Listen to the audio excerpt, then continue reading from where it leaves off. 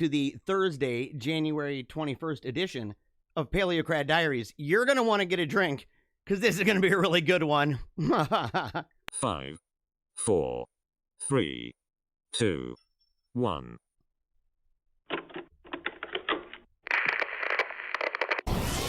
They ain't never seen nothing like this before. Lit the room when I came through the front door. Ask me if I should overcome, what for? Train in the trees, please walk my sycamore. Touch burning sands, cross lands, and stormy shore seasons in the year, yeah. Ain't no challenge for champions and chain no fear. All right. Woo! Are you pumped up? It sounds like it. Thank you very much, by the way, for that for that round of applause. I really appreciate that. And I apologize, by the way. I apologized because when I started doing this, it was all gobbledygook, right? It was all sorts of messed up. It was all red. I don't know what was going on with the internet. It wasn't recognizing it. So I had to hurry up and stop and then start over again. And so I was really hoping that it didn't make it to a bunch of streams and you're going to have like 10 seconds of this. Ah, what an amazing day it is to be alive. It's another day that the Lord has made. We're going to rejoice. We're going to be glad in it. And we're going to have a really good time. We're going to talk about a lot of fun stuff, but we're also going to talk serious. You know, we're going to talk a little bit, even the stuff yesterday, right? The stuff that was going on yesterday, we're still going to have fun with it. We're not going to get all in a tizzy about it. That's not going to get us anywhere, right? So we're not going to get very far by just complaining all the time and talking about the boogeyman. We need to begin to build something that doesn't just rival the enemy, but conquers it. And we've got the blueprint. So you're not going to want to go anywhere. You're going to want to stay tuned in because we're going to cover the basics, right? That we do every single day. We cover the basics. We go through, we do a little bit of promo, a little itsy bit. We do a little bit of funny stories, not too many, but a little bit. We've actually trimmed it down. I hope you guys forgive me for that, by the way. I hope you forgive me for that because it used to be like 45 minutes. Not anymore. Not anymore. And it was one of those things where it was kind of like the comments. It just goes and goes and goes. So we are going to, here, let me go ahead and get rid of one of these things in here. Maybe my computer will stream a little bit faster. There we go. Sure, I want to do that. Yes, I want to get rid of that. Okay. So before we move on 1 inch, before we move on at all, I want to real quickly, oh, there's my mini-me. Again, I like that guy, by the way. I like that mini-me. It's good to see you there, buddy. It's good to see you. You're looking nice. You're looking dapper. All right, let's see here. Window capture. So, okay, just so that you know, the way that this works, the way that we've been doing this, is we've been making it so that rather than engaging in real time with the comments, we're making videos. And it's probably, I originally said every night, it's probably not. It's probably going to be like the one I did recently, the doubleheader, because it's just a lot of work. I mean, it's a lot of things, and I got a lot of stuff I want to do. I got more and more people asking, hey, man, where's the books you've written? I'd love to read them. And I'm like, I haven't written one, man. I'm too busy talking and screaming into a microphone and giggling from the belly and stuff. And I mean, that's good, but man, I got to get these books out. I want your libraries to be filled with my books. I want people to buy books for their family, for their friends, for their classmates and coworkers, their frenemies, man. Give them to your frenemies. Okay, we got to get the books out there. We got to get the pamphlets. Okay, we're going old school with a lot of this stuff. So we've had to trim it down. But if you comment, and we can see it here, whether you're on Twitch, DLive, whether you're on YouTube, Facebook, no matter where you are, Periscope, although I don't know how much longer that'll... Oh, there is one right there. Yeah, Bill Bowman said, found you, my brother. Dude, found you, dude. Yeah, I'm glad you found me. I'm glad you found me. And here's the thing. I have to let everybody know this. Facebook, I don't even know how much longer I'm going to continue using it. I think I'm done.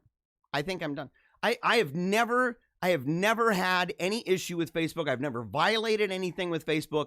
And what was it, the 14th or whatever, the 15th? They took down all my videos for 6 months worth of videos. 6 months. And it was like, oh, it was just a glitch. Or, oh, they're just, this happened before. Oh, maybe. But as soon as they went back up, guess what ended up happening? Not just me, but a bunch of other people. We ended up getting restricted. I cannot share. I cannot do groups, and I cannot do events. Now, normally that would not bother me in the slightest. And the reason why that would not bother me in the slightest, man, that's a lot of room there. Kind of a weird looking thing going on. The reason why that wouldn't bother me is because I don't create groups. I don't. I think I created one. I don't create events. I think maybe I created one many years ago, like maybe 2013 or something like that. Yeah, 2013. So like, the thing is, never, ever, ever. What I've learned is that because I can't do events, guess what I can do? I cannot stream to my personal profile. Can't do it. It's restricted. You go in, you look at violations, guess what? None. No violations. In fact, it says, thank you for keeping Facebook a safe community, blah, blah, blah. But they've restricted me. No explanation. I've appealed it. No explanation. They don't have a number. These people, they're freakazoids, man. They don't have, hello, Facebook. You know, people, if they had that kind of a job and they allowed that sort of a thing, if they did, it would be 24/7 nonstop all over the globe, pure hatred. That's all it is. So they're like, no, we don't have any of that. You can talk to our bot, though. So I'm like, dude, why do I want to go and grab my ankles for some megalomaniacal crazy person, a master of the universe, making billions of dollars by stealing your and my information? Why do I want to do this anymore? Where they ban, they restrict. Ugh. So I'm telling you why you haven't seen me, by the way, on Facebook. That's why you haven't seen me. Now maybe you're seeing me on other pages. That's fine and dandy, but they want pages. They don't want people to just get views on pages. They want you to pay. They want you to pay because they expect that you're a business. So they say, well, we want you to pay. We want you to give more money to Zuckerberg and company. And you know what, dude? Screw that guy. Screw him. He is evil. I've hated him for a very, very long time. And the kind of hatred that is holy. Right? A burning vengeance. And I know, let somebody go, hey man, yo brother, vengeance is mine, saith the Lord. And I would say, this is true. But I really do believe that Rich Mullins was onto something when he said, that's right, but just say I'm about doing my daddy's business. So I'm kind of ticked off. Ain't playing the game anymore. But the point is, no matter where you are, we got a lot of people. We got a lot of people who watch this stuff on Facebook. If you're watching it on Facebook, number one, you got to know, you got to go to the pages now. You got to go to the pages now, especially Paleocrat, as long as that even lasts. As long as that even lasts, I'm probably going to be migrating over to different places, which is all the more reason why you're going to need, okay? So I can see all this, by the way, and just so that you know, good morning, everybody. Mary McCloskey says, what can we do? What can we do? You can support the program and continue following, because what's going to happen is the more that we enter into this new phase of the death spiral for our country, the more we move into this, the more that people like your boy here are going to be censored. And I mean this. I don't make a bunch of money from this. I do this so that my kids can continue to go to private school. That's why I do this. I'm not making gobs of money. We're not even making enough for tuition. But yet I come down here as an example to say, look, I believe this is what I'm to do. I believe it's what I'm to do, and I give my best. But the truth is, I made a commitment early on that I'm not going to play this game where I am afraid to speak my mind and I'm afraid to talk about what I believe to be good, righteous, and true. And if that gets me in trouble, and it shall, just like other people, I'm not new. I'm not unique in this way. Right? There are others who've done what I'm doing, and I've watched their example and what happens. They get in this sort of trouble. This is my first time dealing with this, and it shall not be my last. As I said, it's made it so that I cannot be on events. It's made it so that I cannot be on groups. They removed 6 months of my videos. They replaced a lot of them. They censored a bunch of the videos that I did, including speeches in Lansing at the Capitol. They censored those things because they don't want us talking about it. I wanted to invite a friend on who is the primary thing that she does in her life has to do with talking about vaccines. And I said, I would love to have you on to talk about it. And she said, you can't. You know, that you'll get banned. I mean, wherever I go, they're going to end up saying, look, you can't be on. But this is true. And so you got to follow it to say, if you support this show and you love it, if you believe in this, if you say, man, I love the fact that it's not just another Catholic show. It's not just another political show. It's something from the heart. Okay, it's personal. It's raw. It's crazy. A little insane, but funny. And it's authentic. Right? And not only that, but it's constructive. It's inspiring and motivating. We do goofy things, but man, I'm motivated to be a better person every single day and to be equipped with that. Not just giving the giggles, making fun of the hypocrisy or getting enraged at the ridiculousness of our demise, of our country's demise, but saying, what can you do as an average person? What can you do as a Johnny Q and Sally Sue? The kind of people that nobody's been listening to you. I do. I care. I care about that. And I listen and I work with you. And I say, look, let's work together. It's the only way it's going to happen. It's the only way. And so if you're down with that, if that's what you love about this, you make sure right now, don't even take time. Normally I tell people take time. Don't even do it. Don't take time because they're actually coming for your boy. They are. I mean, it's not even a lie. They're coming for me. And so say, look, if you want to make sure that you are up to date with what's going on, there's 2 ways of doing it right now. Paleocratdiaries.com. That's the number 1 thing. Paleocratdiaries.com. Number 2 is finding me on Telegram. Because as it stands right now, that is one place where they're not doing the censoring for folks like me. That may happen, but not yet. Okay. All right. But that's what you can do. That's what you can do. Somebody said, what happened last night, Robert? You okay? I have no idea what you're talking about. I'm not Robert. I am not Robert. Do I look like Robert? Do I talk like Robert? In fact, I have it on good authority. Right? An insider has leaked this information to me that Robertson Jenis doesn't care for my style. What you gonna do, man? You can't please them all, right? And we're part of the same network. He's like, this guy, maybe a little too zany, maybe a little bit too techie and stuff, a little too wild. He's got the boomer chat going, Robert and his boomer chat. And so I love the guy, I talked to him a long time ago, only once. It's not like we're, close or anything. We're on the same channel. So I got, I'm saying, look, go check out his stuff. Go check out his stuff. It's always a fun thing. In the comment sections are always fun. You're going to get a lot of, conspiracies and people coming against him and all that. It's going to be a lot of fun. All right. Bethany says, hello, you cool cat. It's true, man. Meow. I am a cool cat. By the way, have you seen that movie, Cool Cat? It's a series. There's more than one. I think, what is it? Cool Cat Saves the Day. Is that what it is? I need to interview Cool Cat. Cool Cat. Cool Cat's one of the greatest movies that has ever been made. It is. It's one of the best movies that has ever been made. Like Waiting for Guffman. Oh no. Waiting for Guffman's better. But Cool Cat, you gotta check it out. Says, or Doodly Dog, or Wacky Wolfpack Leader. I'm all those. I'll be all of them. I'll be all those. I am the Wacky Wolfpack Leader. Whatever it may be today, have a beautiful Thursday, Mega Buff Right Arm. 2 hearts, right? That's like tons of love going on there. Even the growth. Yeah, and of course the Wolfpack is my selfie right there. So, okay, we'll do one more. Facebook is almost as dirty as the UIA. Let's see. I miss you on Facebook, Jerry. Wait a second. Here's a rule.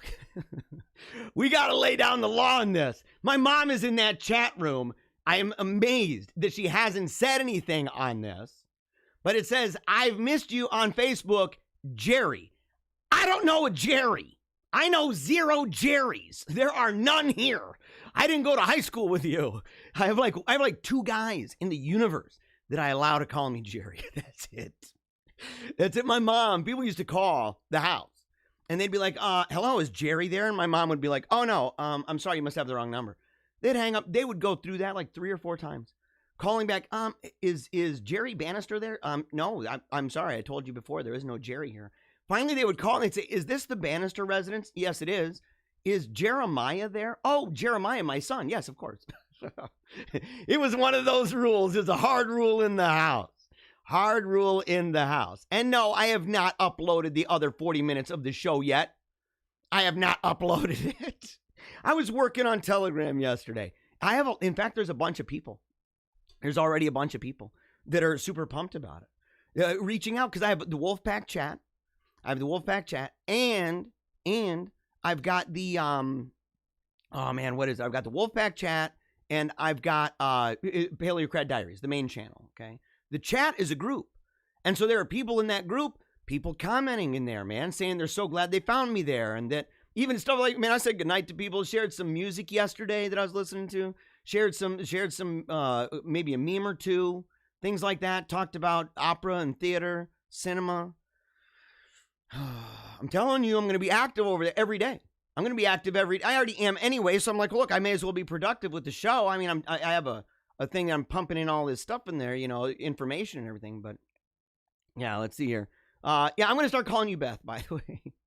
You're done. You're done for. All right, everybody. So if you comment, right, then you may, let's see here. Let's see here. There's the channel, by the way. That's the Telegram. So, okay, if you comment on the restream there, no matter where you are, Facebook, YouTube, doesn't matter, you comment, I can see it. It's like this awesome thread. It brings all of them together. It's the hub. And so all the comments from all the different channels, right now we're on 18 channels, pumping the comments into one place. We go through those after the show. We make videos about those. We show highlights of them on the show. So tomorrow we'll have a highlight on the show again. And then we're going to have a double header. You're going to get a bunch of stuff. So you're going to want to go check it out. It's 40 minutes that I have not shared of the one that we did yesterday, the highlights of that. 40 minutes are remaining of that have not been seen, and that'll be made available. I was supposed to do it yesterday. But make sure to go check out my Telegram accounts right there. That's me. Me as a little guy. Me as a little dude in there in that red helmet. Paleocrat Diaries, and of course the Paleocrat Diaries Wolfpack chat. You can become a member. It's free of both of those. All right. And before we move on, check out, of course, if you go to paleocratdiaries.com, there's a blog about the store. And this weekend, I told everybody that we're going to have it ready by Monday. That's my goal, is to have it all ready by Monday, where the store will be set up as its own drop-down folder, own drop-down link on the website. It's going to have all that stuff available, tons of cups, all different sizes. All the details are there. And of course, we've got shirts, sweatshirts, baseball cuts, everything. I mean, it's great. You got keychains, you have stickers, magnets, pins. You've got all that stuff. You can find that currently by either going to paleocratdiaries.com and looking at the blog, the post that has to do with our new store, or for now, go to Zazzle.com and look up Paleocrat Diaries. All right, moving on. We got to go. We got to book it, man. I like talking to you guys too much. I like talking too much, man. That's actually a problem. Not to you. I'm talking me in general. Me in general. It's a really rough thing. So, okay, here we go. Let's see. Where's the where's the first one here? Okay. So, okay, and if you got funny stories, you got funny memes, no matter what it is, make sure to send it to us, okay? Make sure to send it to us, and it may make its way onto the program. Beginning right here.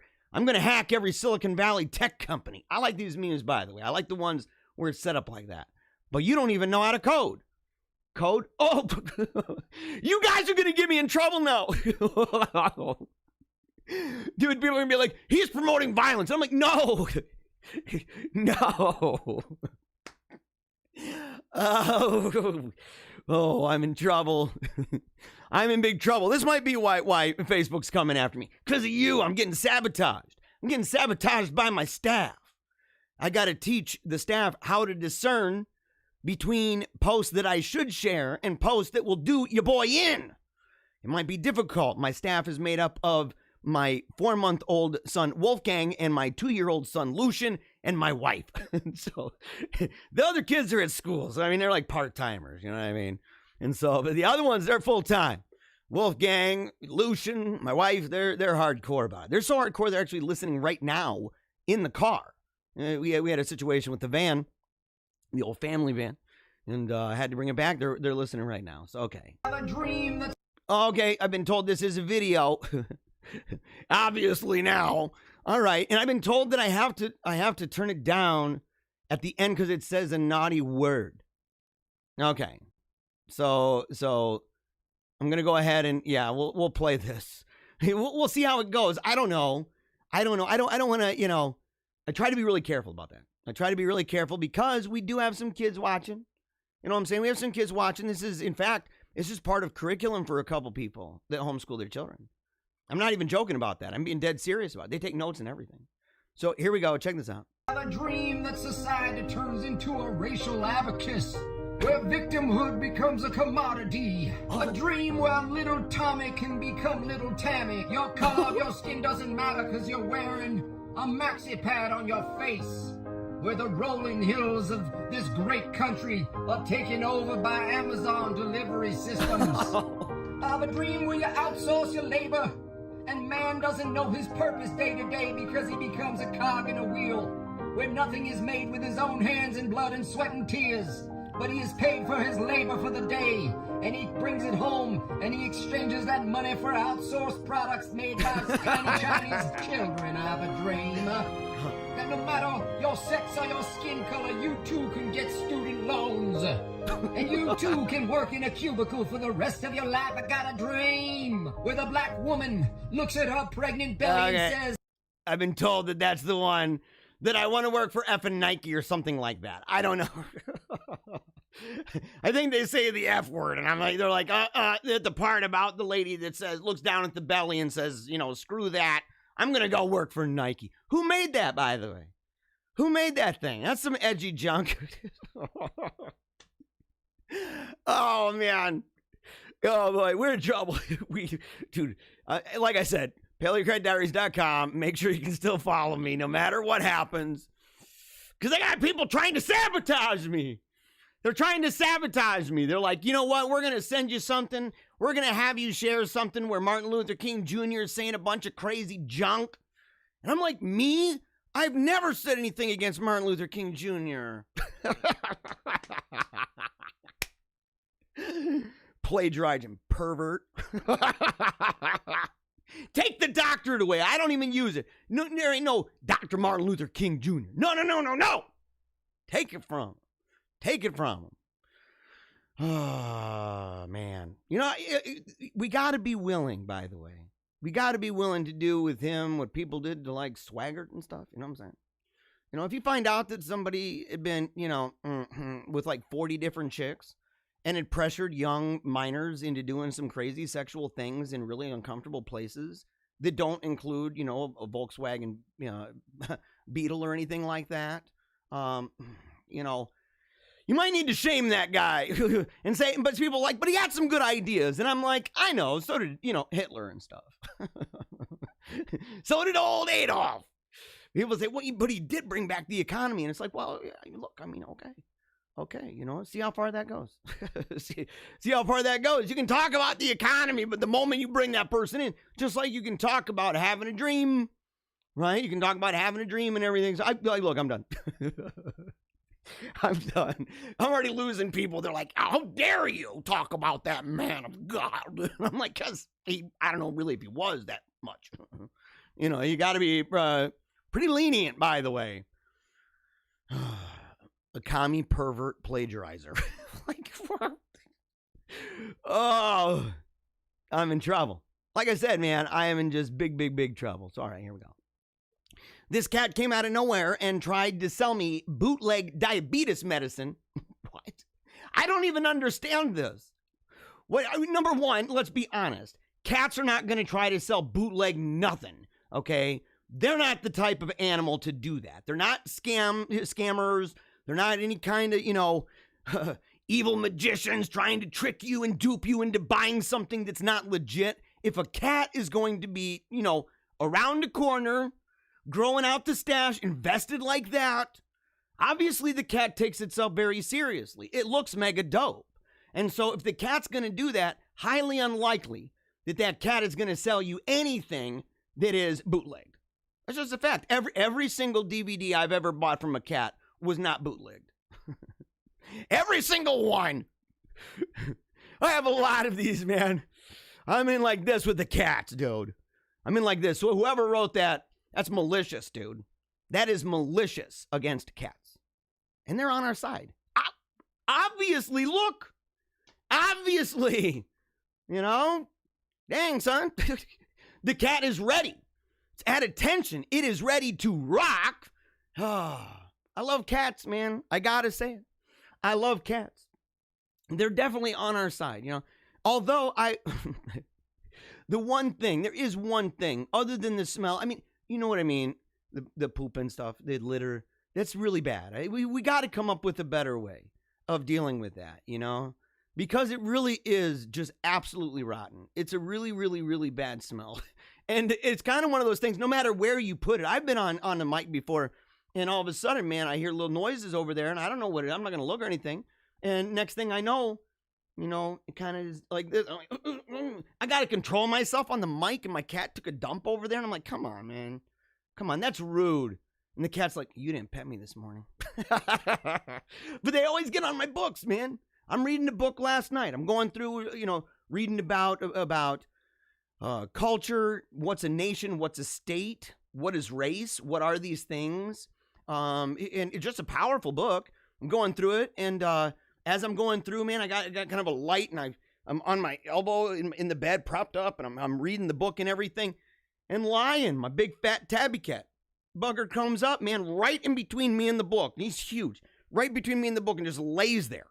So I like scooch over. It doesn't matter what I do. I could put the book right on his back. I did. And he's like, I'm not moving, Papa. You're going to pet me right now. In the moment, I curl up under the blankets. He overcame me, right?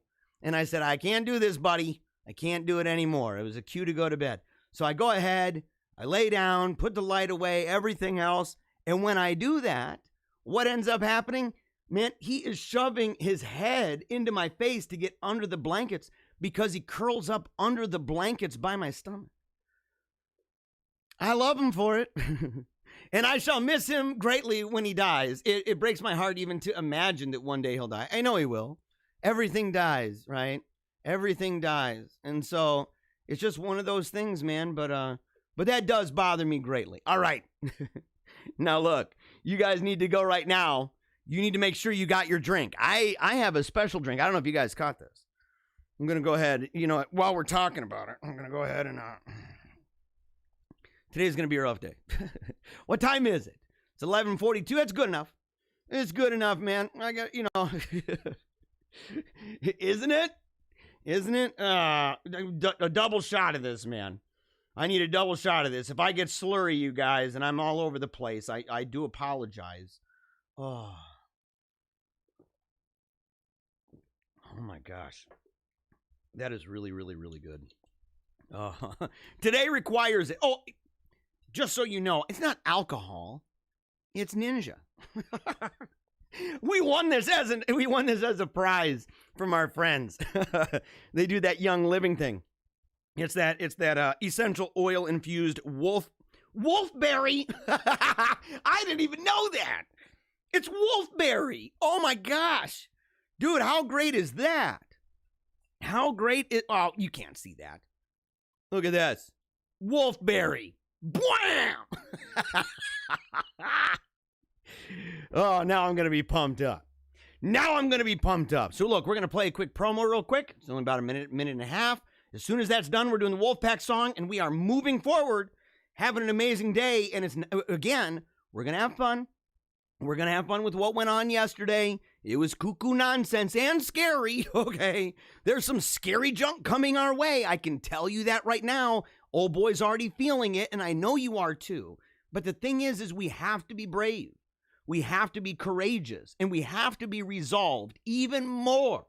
And that's why I said even when it's tough, and then I said especially when it's tough, to be resolved to take a knee for Jesus Christ, to never give up, keep on smiling, and to remember that we're going to die. And if we do this every day, we're going to rock it out. So as soon as this is done, we're coming back to the Wolfpack song, raising our glasses high. I don't care what it is. Make sure if you got to go get coffee. And I want you to look around today. I really want you to take, kind of look around and see, where am I? Where am I? And no matter what it is, say, you know what? Number one, it's the day the Lord has made. Number two, I've been made for a time such as this, for a moment such as this. And resolve in your heart, no matter where you are. Maybe there's exceptions, right? Maybe there's some exceptions. But I'd be hard-pressed to say what they are. If you look around and you resolve in your heart that thing, today, raise that glass high. I mean it. Raise it super high. Take a video of yourself doing it. Take a video of yourself. Take a picture of yourself doing it and send it over to us, because we'll add it to the video. It's getting packed. We're going to have to make more than one, because you know what? People are out there taking dumb selfies all the time. People are looking at things all the time that are actually hurting them. And you would be doing something that is not only helping the show, but it's helping you to say, I'm not going to be ashamed anymore. I'm not going to be ashamed. I live in a world that should be filled with shame. In this moment, right now, this brief 50 seconds that we're listening to a song and howling at the sun, for that 50 seconds, I'm going to remind myself that yet again today, I refuse to be ashamed, because God made me. He gave me gifts and talents, and he wants me to use them, because it is through those things that we can not only protect ourselves from the wickedness of the world, but that one day we'll see how it all turns out from the other side. So again, make sure there's going to be hold on a second. That 3. Intro. I don't know why that's not. Sorry about that. We're going to go ahead and play the promo, and we'll be right back right after this. Love this video? What a coincidence. I do too. Now head on over to paleocratdiaries.com for more videos, blogs, book and movie reviews, even Team Tiny Dancer stuff. And don't forget to check out our new members and services pages.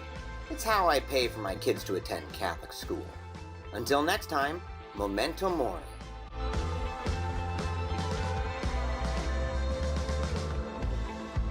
All right, you guys ready for this? And remember, we added something.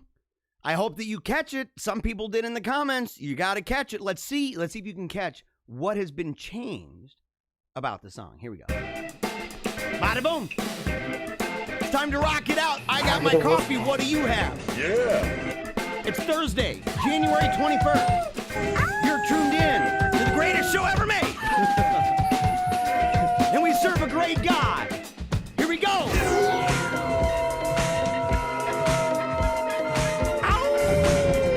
Howl at the sun.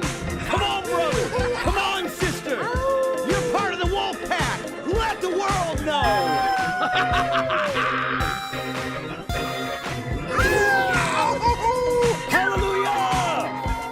Cry out to heaven! Cry out to heaven!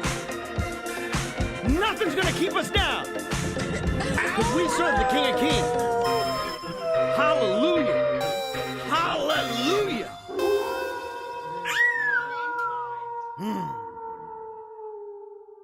I love you guys. Oh, I love you! I love you, I love the show. I love you and I love this show. I do, with all of my heart. It is an honor, in fact, to do this show. It is an honor, and it really is. It's a real privilege to do this, and so I'm really grateful. All right, here we go. I want to begin. If you haven't shared this, it is the way that this actually goes out. Like we're not doing a bunch of ads. We don't have commercial advertisers, and that's on purpose, man. Look, some people are like, well, dude, would you be happy to have a commercial advertiser? I'm like, well, it depends. The one thing I don't want, and I see it over and over, is you have people who, they get these advertisers and then they say something controversial. And next thing you know, the advertiser pulls out. I'm thinking like, there's about a 100% chance that I'm going to say something controversial. It's not even close. It's not even close. And so I'm not going to pretend and be like, oh, little old me, what? I would never. No, I am definitely going to, especially in a time that is absolutely evil. Because we live in a time when people are calling evil good and good evil. So if that's the case and you're surrounded in that environment, you say something good, guess what? You're a bad guy. You're a bad guy. You start talking about traditional ideas regarding men and women. You're a bad guy. That's controversial to say. It's controversial to say that you shouldn't cut little Jimmy's willy off. That's actually controversial to say. Oh, well, maybe little Jimmy doesn't want a little willy anymore. He wants to, get divorced from that thing. And you're like, no.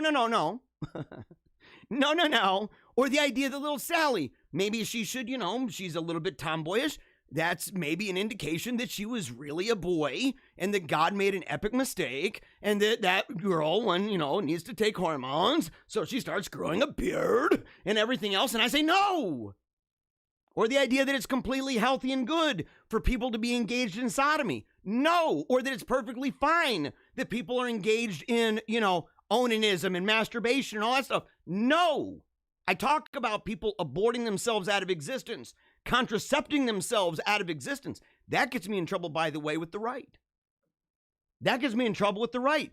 People on the right are like, look, that's a way different thing. And you're like, do you know what an abortifacient is? Do you know how complex that whole argument gets when people say that you are you from the moment of conception, and yet at the same time they make it so that they're not conceiving, or that they're talking about the true meaning of marriage, and really the way that marriage plays out for these individuals is not all too different from, the ways of a very satanic world. It's like a buddy thing. And I get it. But it gets me in trouble. So, yes, I'm going to say stuff like that. And especially because of this, because the world that we grew up in, it no longer exists. I want you to think, okay? I want you to think and try to remember what the world was like. Really, really, really try. I want you to think just for a minute. If you're driving, don't close your eyes. don't do that. Don't close your eyes. But if you're at home by yourself, close your eyes for a minute and just try to think. Try to remember what it felt like to be able to wake up and nobody know anything about what you're doing inside of your house, walking around, eating some food, getting ready to go to work. Nobody in the world would know anything about your travel patterns or where you were at any given second unless you told them or unless you clocked in. What it was like to wake up and the first thing on the mind was never, ever if somebody did anything on Facebook or what's the news. What happened overnight? Did somebody send me a message? Did that person comment that really bothers me? And that it wasn't even in your frame of reference at all.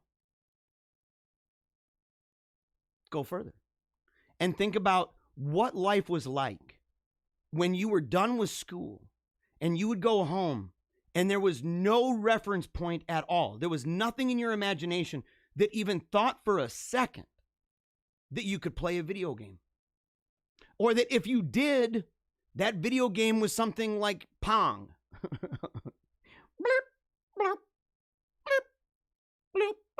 Like, that's all it was. But you weren't consumed by it. Remember what it was like when you would live through your day and you wouldn't. Remember when Nintendo and Sega and stuff first came out? Remember how bad the eyes burned? You could sit there for hours and hours. Remember what it was like to get off a school bus and think about maybe turning on a radio.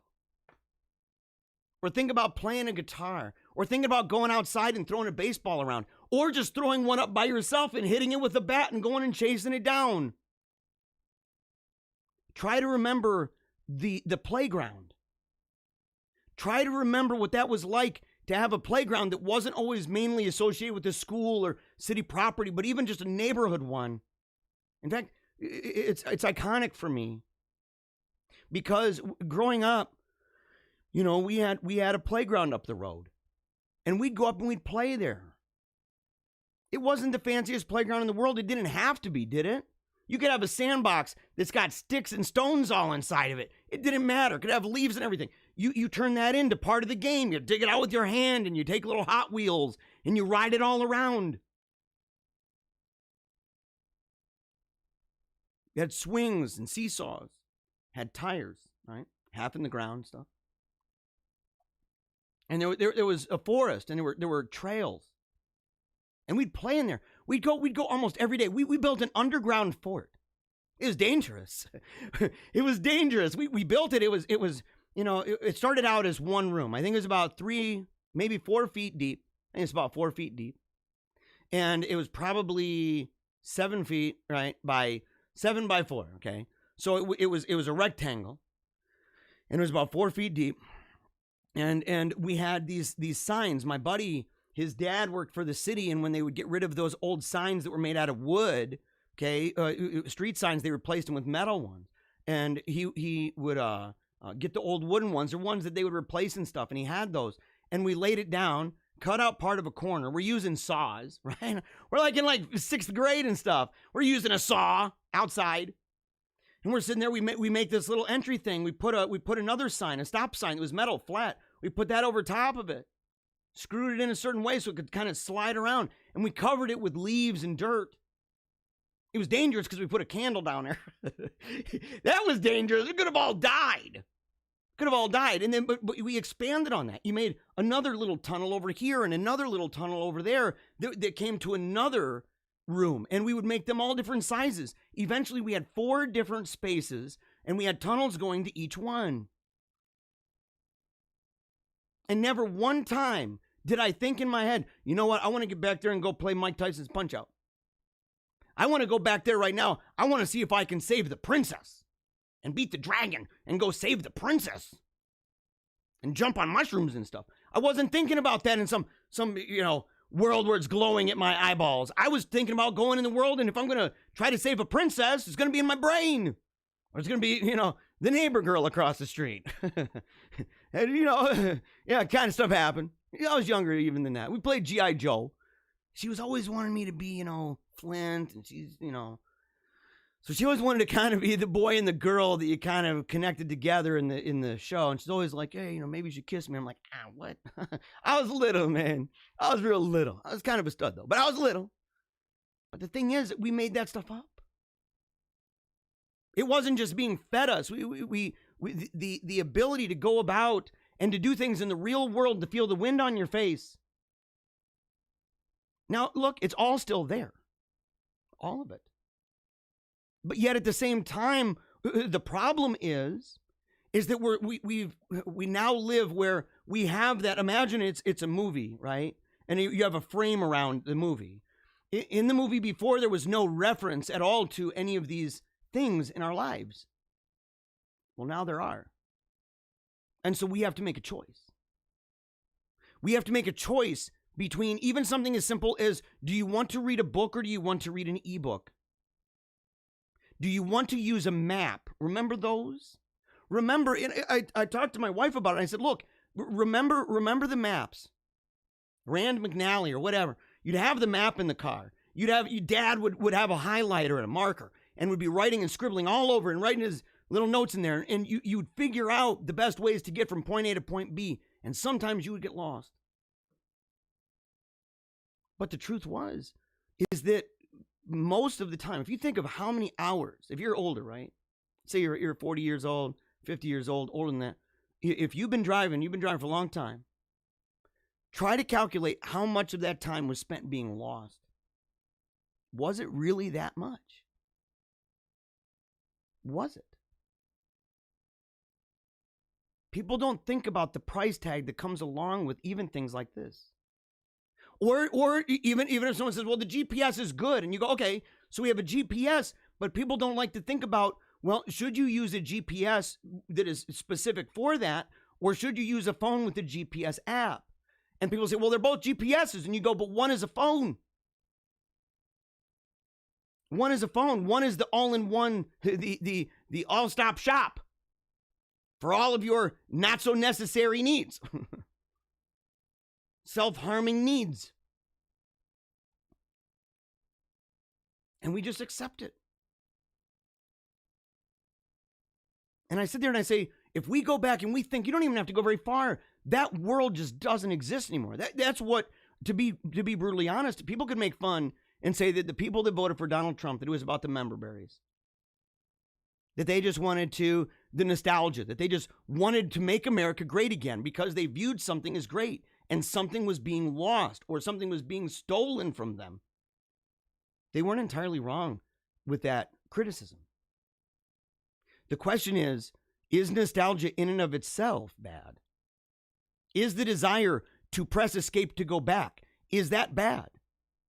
Now, to a world that sees technocracy as this constantly progressing thing and they're just along for the ride, and wow, this new thing I can put I can put an Oculus on my face, and now I'm into the whole VR crap. And oh, wow, man, that's like the new thing. Man, we're going to do it. It's going to rock. And they don't have any kind of self-awareness or criticism at all regarding technology because they view it all as progress. It's progress. So that's how they view it. But the idea is we need to be able to debate the very idea of progress. What is progress? I remember, you know, when Obama was running and stuff, right? Talking about hope and change. Well, those two things do go together. Hope and change. Because it wasn't nostalgic for that. It wasn't nostalgic. He's not basing it off of anything from the past. It's a rationalist idea that says, I have this assumption, I have this belief that if we try this very, untried thing that it's going to magically work out. Kind of like my old boss at the radio station. He was a kook. He still is. He's a raging weirdo. He's a radical leftist, completely self-absorbed and oblivious, but believed that everything should be done by robots. Everything. We need to just wipe it all out because then people really wouldn't have to work. And you go, well, okay, so they're going to make the food for you and everything else. How are you going to do this? And the idea was, well, you would no longer need to work. The goal is that basically you'll be at home and you'll play some guitar, draw some pictures. And I'm like, dude, you don't even know what that would do. You don't even know the amount of crime that would result from that. You have no clue. And he's the kind of guy who would also say that the prison system is slavery. There's an argument, by the way. There's an argument to that. You can go back to the Old Testament if you want and find out models of dealing with people and models of that. But it's going to be slavery one way or another, I suppose.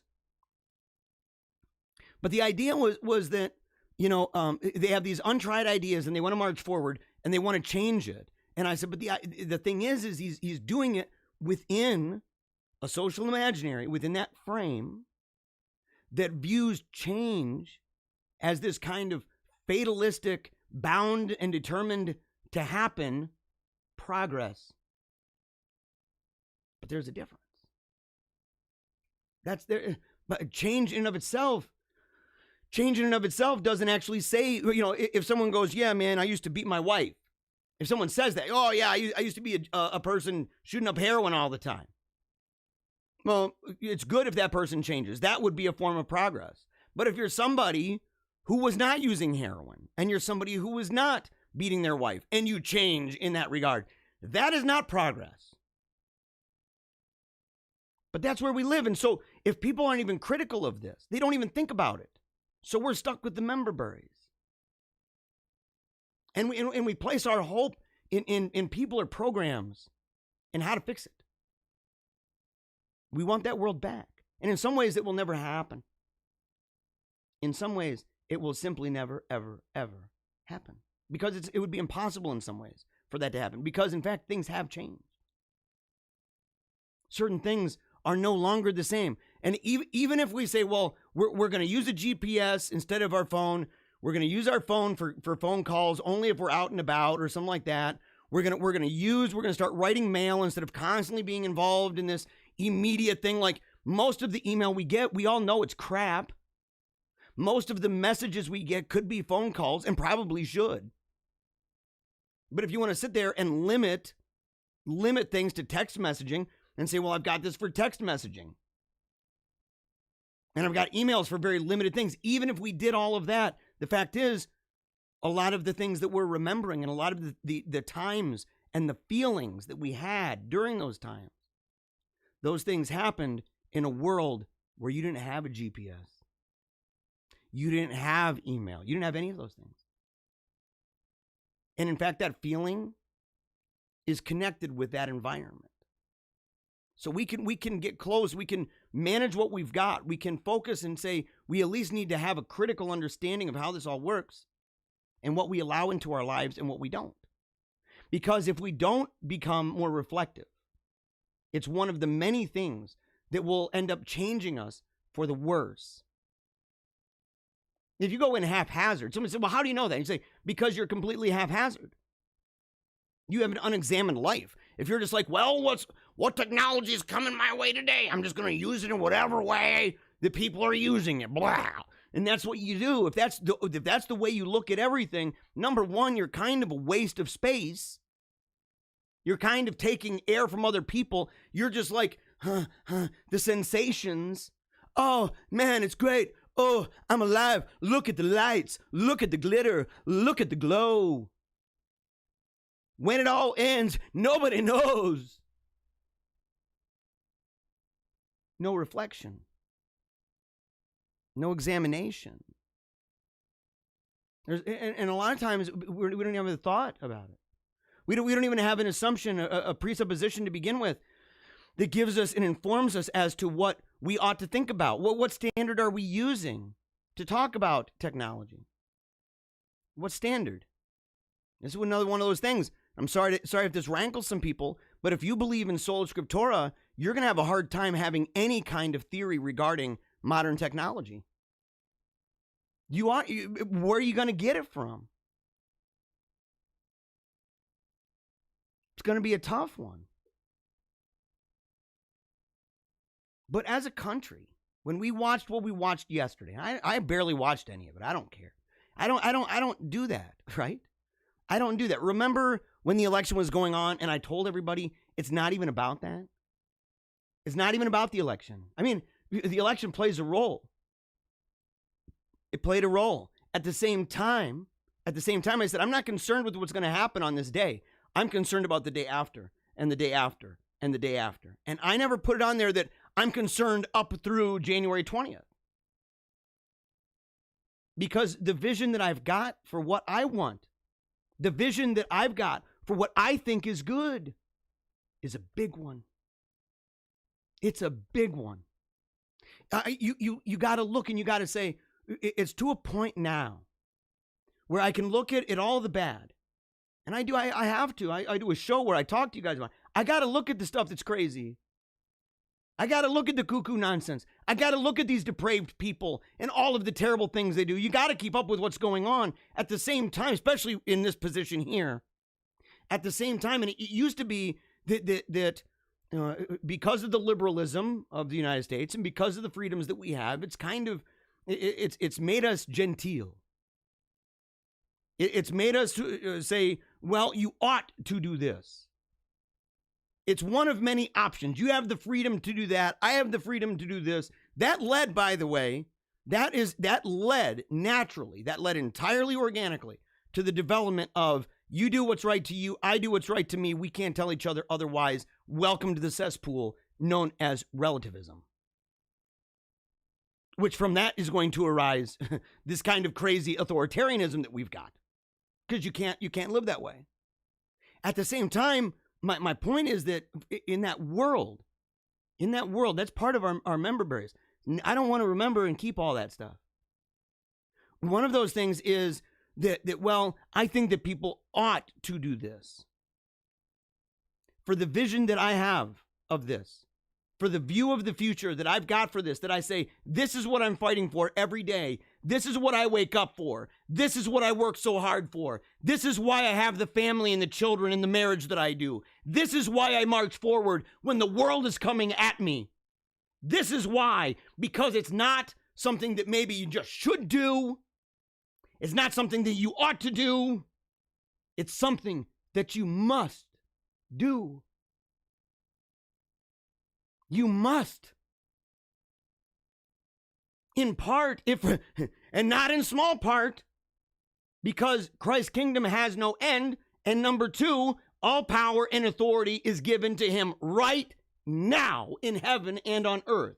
And we have a mandate to restore all things in Christ. The incarnation did it. That started this whole engine going. Started the whole engine going, renewing the natural order, which includes the functions and the things that we do in this world. And we have a mandate to baptize nations. We have a mandate to make disciples, to preach the word in season and out of season. We have a mandate. It is not, well, you should. No, we must. We must keep the oil in our lamps burning. We must. We must not allow that light to be under the bushel. Oh no. Oh no. You cannot do that. We mustn't. We have to get back to that place. I'm here right now. I'm saying, look, we got to march forward. Do you have a vision of victory? Do you? And not just for yourself. We've emerged from the land of self-help and self-acceptance and everything else. We've done that. And I say, look, yes, you accept yourself, but why? Why do you accept yourself? Because God made you. But did he make you to eat a bunch of ho-hos all day long? Did he make you so that you could sit on a couch all day long, watching TV all day long? Is that why God made you? Where do you get that from? What did he make you for? And when you settle on that and you pray and you say, God, help me. I need to know, what are my gifts and talents? What did you make me for? Why this moment? Why not another one? Why this moment right now? Why this city? Why this town? Why this country? And once you figure this out, once you have been quiet and listened to God, once you've done that, you better embrace that bugger and you better push as hard as you freaking can. Give it everything you've got. You'll be judged for what you did and didn't do. You can't just sit there and say, yeah, God, I said the Billy Graham prayer. That's all that matters. On to more, law and order. As you're bedazzled by the glowing screen.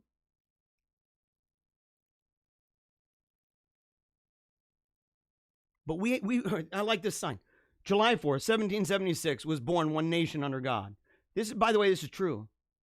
And I said this before. I may have even said it yesterday that John Jay, for example, did he have the foresight when he said that America, we are what we are because we have this commonality of faith, Christianity. And he didn't put Judeo in front of it. I'm sorry to say that, but it's just not the same thing. It's not even close. Talmudism sucks. That's where you get in the world of Ben Shapiro. Jesus is just another criminal. That's all he is. He's not even a good moral teacher, just a criminal. Don't need that. What's the tradition I share with Talmudism, by the way? But John Jay's sitting there saying that we have here, we've got a common faith. We have a common language. We have common traditions that came from Europe, British. We have common customs and courtesies. And because of this commonality, that we are this, it's a great thing. We have all the mix-ins. 244 years later, it needs to be born again. And here's one of those things that people can sit there and maybe even the people who made this sign. A lot of people would say we need to be born again. In other words, go back to 1776. And I say that is a Pharisaical misunderstanding. How can you get back in the womb again? No, you're made new. You're made new, a new heart. Renew a right spirit within me. Make me a new creation, not the exact same thing I was born as. So people that want to crawl back in the womb, I say, look, you're misunderstanding. We will arise. This is true. But we got to arise bigger and better. Somebody asked me yesterday, they said, do you believe that the founders were inspired? I think they were Renaissance men. I think they were inspired in ways that revolutionaries are. Do I believe that it's inspired in the way that we would treat the Bible? Not even close, dude. I don't add that to the end of my Bible. I'm like, and I've got all the books here in the Bible and, the Constitution, Bill of Rights, and Declaration. No. They didn't even. That's why they had the Bill of Rights later. That's why they had amendments later. You're not amending. You're not amending the Bible. So it depends on what you mean by inspired. I'm inspired to do this. I'm inspired to do this. I'm not just motivated. I'm inspired to. What do I mean by that, though? But we have to believe that the vision that we have is bigger and better than anything we've ever come from. Ever, ever, ever. In fact, it's going to demand of us extraordinary action. We cannot simply sit around and think that without an extraordinary amount of discipline in our lives, and that's daunting because we've gotten so accustomed to being fat, lazy, ignorant slobs every single day that anybody who says you can't sit on the couch so long, you can't watch TV so long, you got to do something with your life. Stop eating all that freaking pie. Stop going out to eat every single day. Stop drinking sugar sweets all the time. Take control of yourself. People go, well, that hurts my feelings. And I say, your feelings, your goody good feelings, are at the center in many ways of what we're experiencing right now with the Hunger Games. And if you think it's a joke, right here, it's the Hunger Games. Yesterday, what are the odds, by the way? Look at the color. I mean, I'm sure it's not impossible. But the idea, like, it would, people go, well, that's just a coincidence. And you go, oh, that one is. How about that one? How about that one?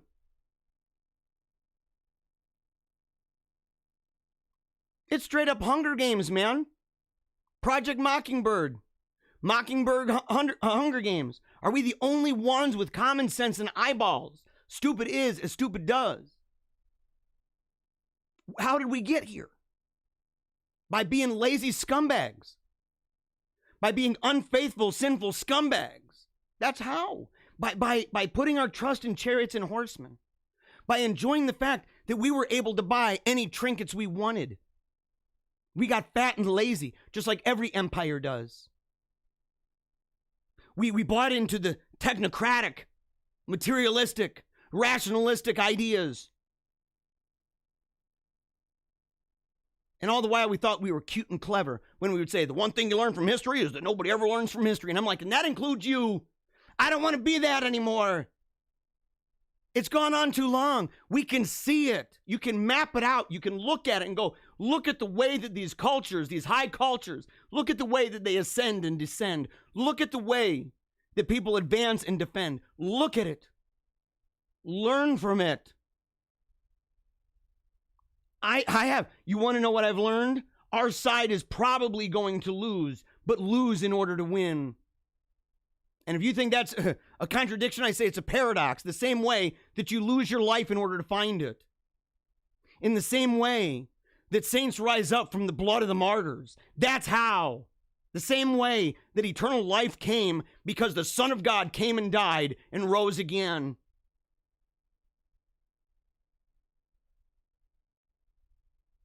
We're going to fight with all of our might. We're going to be an example where people may never know who we are. People may never see the full extent of what you did. And isn't it bad enough, by the way, that nobody sees what you do? That you don't have fame? Doesn't it bother you? Doesn't it bother you inside? You know, and people who say, no, they're lying to my face. You're lying to my digital face. It bothers people that they can make sacrifices and work really hard and not be recognized. That's probably going to happen no matter how hard you fight, no matter how hard I fight. I've resolved myself to this. I've resigned myself to this. To say, look, I'm like a dancer at the edge of an active volcano. I know what's coming.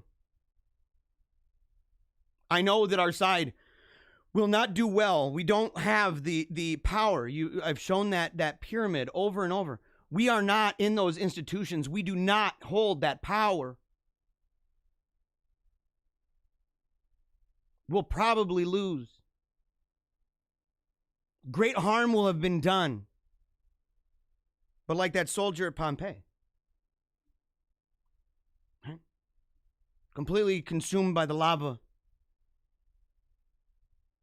As a memorial for all of history, standing there, doing what he must, fighting as he ought.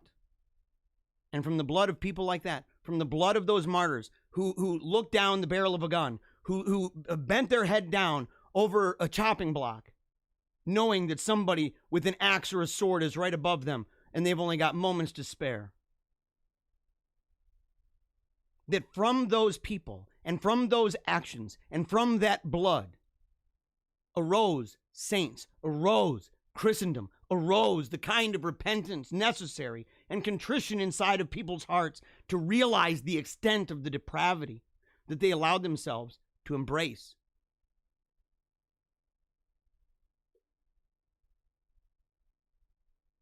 I've resigned myself to it. And you can look at it and say, even if people don't, imagine that all of the things that we're doing with the grand vision that we have in mind, the Christendom 2.0 that wants to see Christ glorified in all things, in every single thing, family, education, law, economics, politics, entertainment, the church, to get back to that, to see him glorified, maximized in all things, to see those kingdom principles come together in a symphony of justice and truth and beauty, to see all of that together. That vision, we may never attain that in our lives. And people may never know how much we invested in the discipline that we pummeled ourselves with, slamming our chests, saying, I'm going to be disciplined. I'm going to make sacrifices. It's gonna hurt. It hurts so bad. It hurts so good. And the thing is, you got to think of our effort like a book. You have to think of the Holy Ghost working through movements of this nature and say, and this is what it is. You are part of something bigger than this show. You're part of something bigger than yourself. Part of something bigger than your church and parish, than your political party, something so much bigger in history and space and time. And you have to look and say, as the Holy Ghost operates through these people, emboldening them to do what is necessary for the advancement of truth and justice and beauty. For that right there, imagine that you are in fact those living epistles. It already tells us we are. You're a living epistle. You're going about and you're like the leaven in the batch. You're going about and you are making everything better. You are a sanctifying grace in this world for whatever it is that you do. For all the people you come in contact with. And it's affecting it and affecting it and affecting it. And slowly but surely, you're going to have this huge batch. I mean, it's going to get massive. It's going to rise and rise and rise in a kingdom with no end. And you're the living epistle. And so am I. We're maybe a letter or a sentence in the book. And the truth is, the way it's written now, the world we live in right now, who's going to know? And if they do know, who's going to like it? They're going to say, that book sucks. That book is evil. Those letters, those rules, that discipline, that old-fashioned crap, tradition. Look at the member berries. Look at the nostalgia. Look at all of it. Look at the tradition. Oh, boys are boys and girls are girls and marriage is marriage. And education is education and all these things. Wow, how old-fashioned. Go outside. Stop being a fat slob. How rude. They'll hate the book. They'll give it 1 star. If they even know about it. They don't like the genre. And you know why? Because they don't like Jesus. They're going to hate us because they hated him. Isn't it true? I mean, look, you got to debate a certain somebody if you don't believe that. He said it. He promised it. They're going to persecute you. But like so many amazing talents and so much genius throughout the world and so many things that would later develop into the most monumental historical changes in all of mankind, a lot of the time it wasn't even recognized for exactly what it was until after those involved were dead. Are you okay with that? I am. It doesn't slow me down one bit. I have accepted it and embraced it. I wear it on my sleeve. The world may never know me. I may do this for years and years and be a small fish in a small pond. I don't care. Because I will know on the other side, number one, I'll see the end. I'll know whose team I was part of. I'll know how much I gave. I know what I will have sacrificed and the discipline that I would have endured. And the people that I hope that I would have motivated in the way that that would affect not just their life, but the life of those after and after them.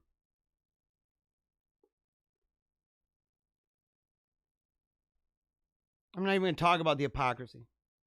Doing a mask mandate for federal workers and federal property, and then within an hour, going to the Lincoln Memorial? Who cares? Who cares even about that? Failing to realize you took out Andrew Jackson. Took out Andrew Jackson from the Oval Office and put in a bust of Cesar Chavez. Not even realizing that he's super conflicted. He was talking about wetbacks and crap. His view on immigration was basically, I like the way that one biographer talked about it and one historian, where they were saying that if it was an episode, or if it was Star Wars, if we were talking about Star Wars, Cesar Chavez would say, Luke, I'm your father.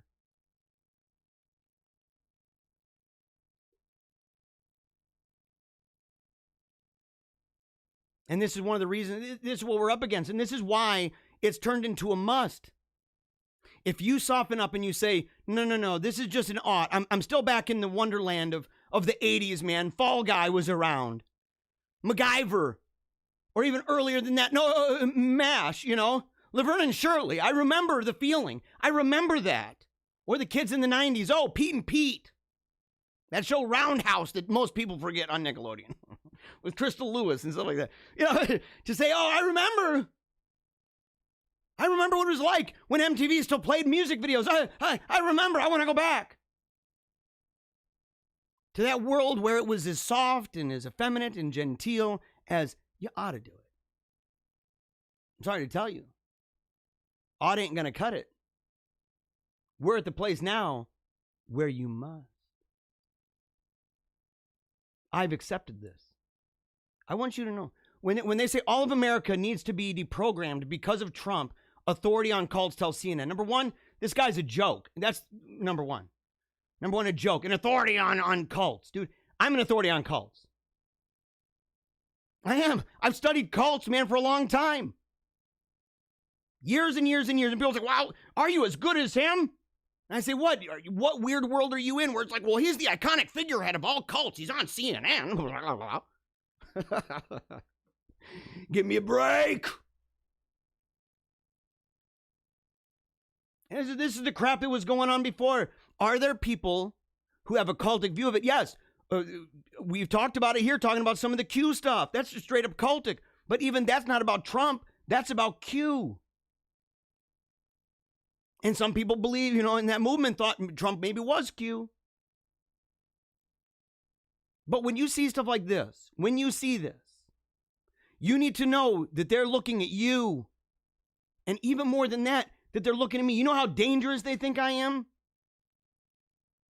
Do you know how dangerous they believe I am? Sitting there and saying, every single day, what does he do? He goes on, he's talking about the kingdom of God. He's going there saying, we got bigger and badder ideas than Trump ever had.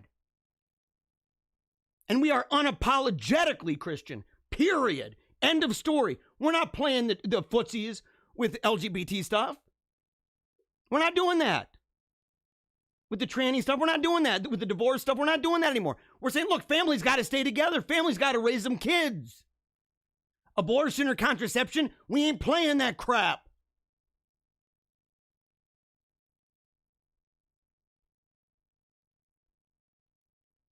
They're definitely going to be labeling us this way. Oh, we know for a fact they are. Look, Scott Greer just read an article, an Atlantic article, arguing against interning all Trump supporters. Apparently, it's part of a vigorous debate over whether to treat 75 million Americans as terrorists, including and especially those people who have a voice, who've been rah-rah and cheer about this sort of thing and going even further. It's bad enough if someone says, man, these people were promoting Donald Trump. It's another thing if they say they were promoting Donald Trump hardcore, but Donald Trump was just one of the many cars in that whole line of cars making up a train. And that person believes that there is a king at the front of that, and that king is Jesus Christ. Woo! Woo, buddy. They're not just going to label you a right-winger. They're going to label you a religious extremist. And to a world that believes abortion is fine, in a world that believes in, slice and dice on Little Willie and stuff, in that world like that, it would be extreme. Hey, look, I'm not even going to hide from that. You think I'm not? Who here watches this show and says, in reference, maybe not to you, okay? You are on the spectrum here, but to a world that is apostate, to a world that is beholden to the devil, drowning in a cesspool of Satanism. In that world, calling sin, sin, they are going to call you extreme because it's just standard fare to say, well, you shouldn't. You shouldn't do that. That effeminate crap. I don't have time for that. You shouldn't do that. That's naughty. You're going to burn in hell. You're going to burn in hell. Oh, well, yeah, I'm going to try to debate to prove it right. Yeah, we're going to debate. We're also going to conquer here. We're also going to go and we are going to infiltrate all these different organizations and all of these different groups. And we are going to have an agenda. I've already put people on watch, man. I've already put people on watch. I've already put the party on watch and said, you got to see your boy. Because I'm coming. Because we got it. We got a bunch of people coming. You want to think that those people don't look at folks like me and look at folks like you and envision a world where it's perfectly fine and good for everybody and the environment and all that stuff and their satanic pedophilic agenda to put you inside of some kind of a camp? Don't kid yourself. Listen to John Brennan. Just listen to this guy. What a guy. I'm going to get this a little bigger. He said, I know the members of the Biden team who've been nominated or have been appointed are now moving in laser light fashion to try to uncover as much as they can about what looks very similar to insurgency movements we've seen overseas, where they germinate in different parts of the country and they gain strength. And it brings together an unholy alliance, frequently of religious extremists, authoritarians. Okay, for one, already, and by the way, this guy's a commie, probably a Muslim.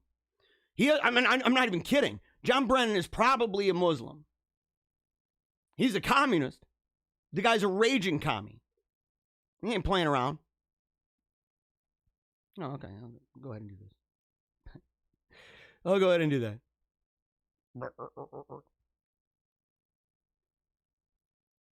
But you got to sit there. You got to sit there and look and say, so number one, he's already called us unholy. He's called us unholy.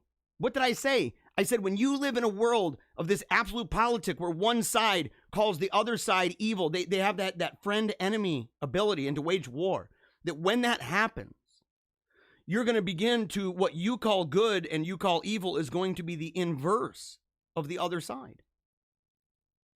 Especially in a time of absolute politics. So it's unsurprising that he called us unholy. Religious extremism. What did I say? Authoritarian. What did I say, by the way? What did I say about in these cycles, historical cycles? I said we need to understand that in the end, authority and hierarchy win. I'm right there. I believe in a moral foundation of authority. I believe that it is essential. You cannot get around that. There is hierarchy. I've said there's a natural aristocracy. I've defended merit. I've defended leaders. I've defended people and said, we all know it's true. It's natural. I'm against the leveling crap. So are most communists, by the way. So are most communists. These communist people like Brennan. he still wants to be atop the heap. It's like the Great Reset folks. They can sit there and say, we're all going to be equal, blah, blah, blah, blah, blah. And all the while, you're not going to own money anymore. You might not even own possessions anymore. We're going to go in that whole imagine thing with John Lennon. We're going to imagine we don't have any possessions. All the while, the guy singing that is a multi-millionaire singing on a grand piano. What is it, in his mansion? Ah! Because they can't get around it. Why? Because it's part of God's design. Why? Because the natural order is going to reflect God. It is going to reflect that. We can look at it and we can know things about God, including by the way that he never dies, including by the way that he's all powerful, including by the way that there's a hierarchy, including by the way that there's a trinity. There's one in many. Hierarchy, authority, fascists. You're going to call anybody who says what I say about that we are integrating all of this stuff together, and we're saying that kingdom principles apply to every area of life. When you talk that way and you're saying restore all things in Christ, and you're talking about the church being part of that pyramid structure and not this fast and hard separation crap that goes on, when that happens, they're going to call you a fascist. They already do. They do because of the next words, because they've made them synonymous. This right here is superfluous talk. He didn't need to say the next number of things. In fact, he didn't even need to say authoritarian, bigot, racist, or nativist. He didn't have to say 4 of those words because he used the word fascist. And that's how they understand that. They fail to recognize this central idea of a weird, number one, a weird blood cult. Number 2, an idea that says that the state is the ultimate deciding factor in the way that we understand ourselves and our identity. They're like the most extreme statists in the world. I don't believe that the state, that would be the state on top of the church. And how, by the way, how many of you guys go to churches where they fly a Christian flag or they fly a Vatican flag of some kind? Different flags. Have you ever tried to have the Christian flag above the American flag? Have you ever tried? I know churches that have, and I know churches that have had the police come and do little knocky on the door because it is the supremacy of them. Their status. I believe that, in my view, if you want to say, well, Jeremiah, what would your view be? That the church flag, they'd be separate on 2 different poles, and the church wouldn't be like this, and the American one would be here. So not all the way above it, just say that it's separate, it's not the same thing, but it has superiority over the state. But it's not an ecclesiology, a churchocracy. I don't believe in that. Like, oh, Jeremiah, you want the Pope to be the president? No. Understand me. I'm not talking about let's make the imam the supreme leader. And even libertarians. Sorry, guys, you're in trouble too. You may have voted for Joe Jurgensen. You may have voted for that weirdo. But you ain't out of the dark, man. And unfortunately, I think there has been this momentum that has been generated. Unfortunately, I think of the demagogue of rhetoric of people that just departed government, but also those who continue in the halls of Congress. He'd call me, he would blame me for that. And you know why? Because he has to, and I get it. He has to. This right here, there is a spiritual war between demoniacs like that. And look, when you get that high up in power and you've embraced communism and Islam and you're out there running the CIA and crap, yeah, dude, you're a full-blown demoniac. And you're obviously, you're just a tool of the devil. Got its hand up your rear end using you as a sock puppet. It's what it is. So I understand why he would say that. And I would say, yeah, we're both talking about expansion. We're both talking about a world that either belongs to God, a world that needs to subject itself to Christ the King, or a world that needs to subject itself to weirdos like you. weirdos like John Brennan, weirdos like Barack Obama, weirdos like anybody on the right or the left, anybody, Mitch McConnell, all these people who believe in the kingdom of man, did they sit there and say, well, yeah, I believe in this. That's what it's got to be. Man has all the power. That's where the power comes from, not from God or imparted from those with power. Instead, it's power that is assumed somehow on behalf of a really blurry blob of ever-changing opinions that we call people. Power doesn't work that way. Power doesn't work that way. But that's their method, their ideas, their moral foundations, and the idea that they just are like, well, we're just wanting to control this. No, you don't. You have a global agenda. You have a global agenda. And I even need to come up with different phrases to use instead of just globalist, because I believe in the global reign of Jesus Christ. We need to baptize all nations. That allows for diversity of political economy. There would still be nation states.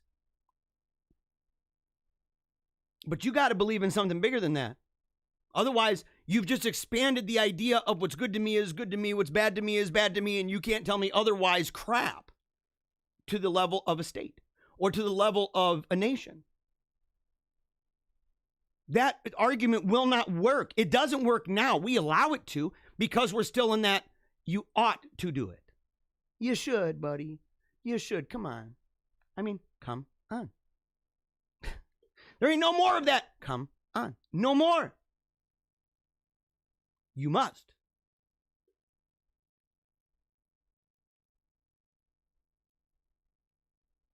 Now, we have it good, though. We have it good because this is why. Now, this looks bad. This looks bad. Percentage of Americans who trust traditional media. Down pretty low. Down pretty low. But here's the thing about it, and it's a little bit deceptive. I mean, if you really look at it, it's like, yeah, okay, up to 55, almost 60% gets down to 46. And it looks really bad, but it's actually, I mean, think about it, almost 50% still trust it. But here's the thing, and in fact, there's a very challenging, book and a challenging idea regarding the rise and triumph of the deplorables. And I forget the guy's name. He came and he spoke at an event here. I think it was an Acton Institute event. And he came and he spoke about how in studying the deplorables and studying the MAGA movement, that tons of them were not active churchgoers at all. Now, a lot of evangelicals who were churchgoers also supported Donald Trump, and a decent amount of Catholic people did. At the same time, the most devout ones, the ones that were most actively involved, did not. And a lot of the people who used to be involved in church, but aren't in church anymore, but still are culturally Christian. Okay, so they still do things that are hangovers from a time when the bells would ring at the church at the center of the town and everyone would kneel because the Eucharist was inside. And they don't understand the connection there and how even after that was gone, you can still hear the bells, how many people stop or kneel. But even after that, they're still going out and they're buying manger scenes and stuff like that. They still buy an Easter dress. And that's actually a good thing. I don't view it as an entirely evil thing.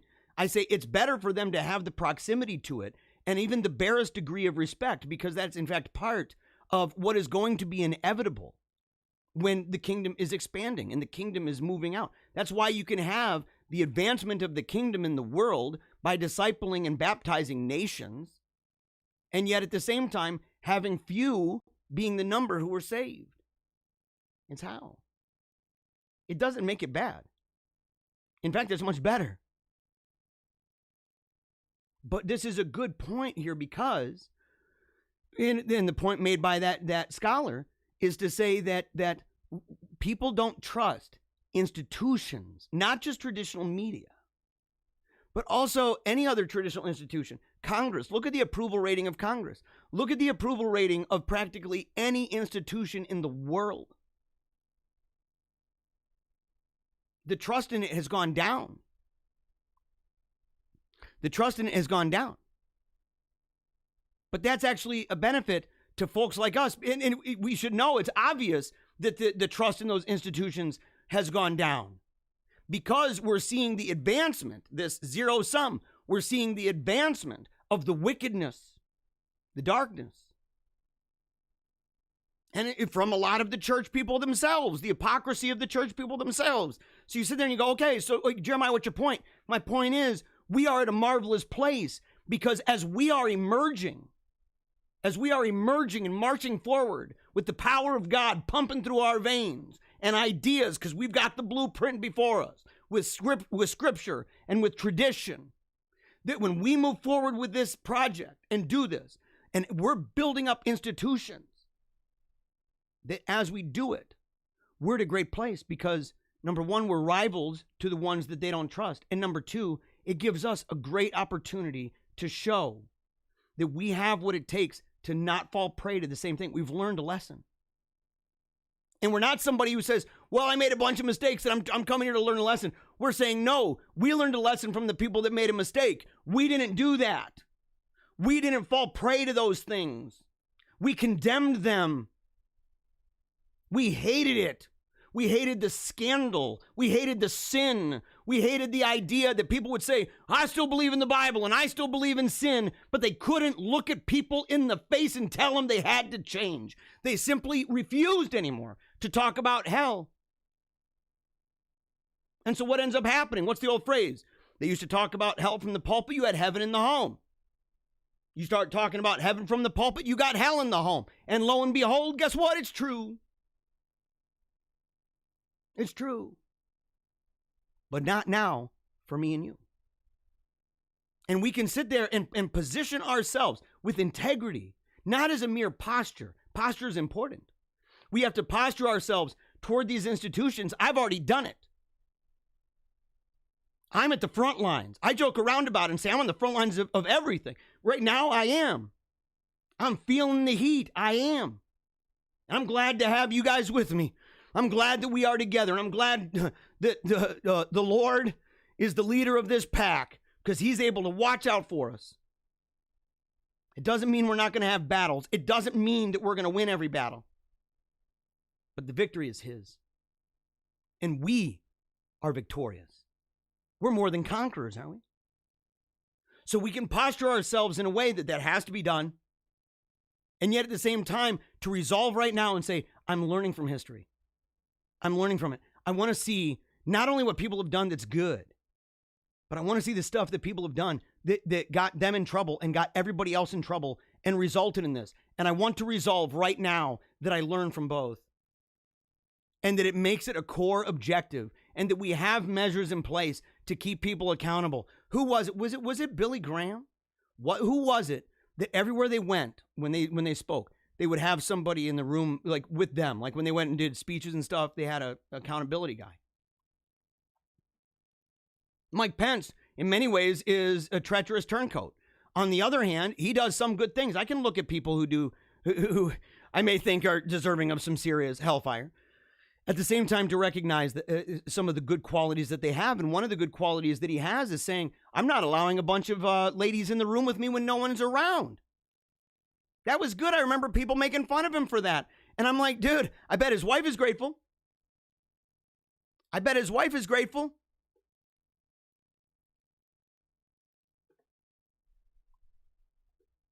But we have this opportunity, and we need to take full advantage of it.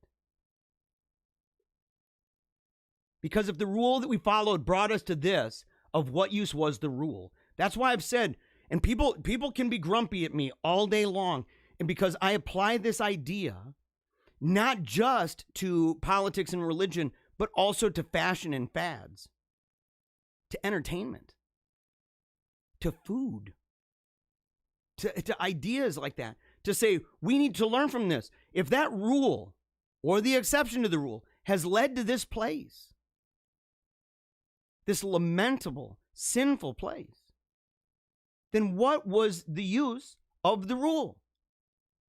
What did it accomplish? Well, it got us here. And the people who were unwilling to even question that, and I look, you're gonna get it. you're going to get more and more people who are going to sit there and say, oh, well, I hear you, Jeremiah, on all of this tradition stuff, but man, you're talking about clothing. You're talking about food. You're talking about land. You're talking about things. What, are you trying to make us Amish? No. I'm trying to make you masculine. I'm trying to inspire you to look like a man and act like a man. I'm trying to inspire the ladies to begin looking and acting like ladies. Go back and look. Look through all of human history and say, man, look at the way that men look like men and women look like women. And we sit there and say, sometimes it would get mixed up. And when it did, it was the beginning of the end. And you say, well, what led to this? The loosening of certain rules, the loosening of certain conventions within society. Defy deviancy. Defy it. Defy it to its freaking face. And go back and look and say, what were the plots and the plans of the enemies of Christianity when it came to all the different measures and means and mechanisms that it tried to employ to try to tear down the church? How many of those things failed? It's like Plankton and SpongeBob. Until arguably, even before, I know a lot of people are like, well, Saul Alinsky got a bunch of gay people to go to seminary. It's totally true. It's totally true. But the enlightened ones, the enlightened confirmed people, okay, those secret society folks, they got it. So the conditions were such that changes within a tire happened, including, by the way, for ladies and for men. And so you sit there and you say, way before that, look up Coco Chanel, man. Where did this come from? I have a pair of Chanels. I have a pair of Chanel aviators. They're amazing, by the way. I got some Chanel aviators. And yet I look at it and I say, man, that person, look at what they did. Look at that idea of how to change a civilization. If you could simply get a hold of the women, if you could simply get a hold of it, and in something that they knew that over time that it would become something that they would say, well, look, you're trying to come against my ability to relax. And I say, go back and look at all the saints in human history. Look at the women.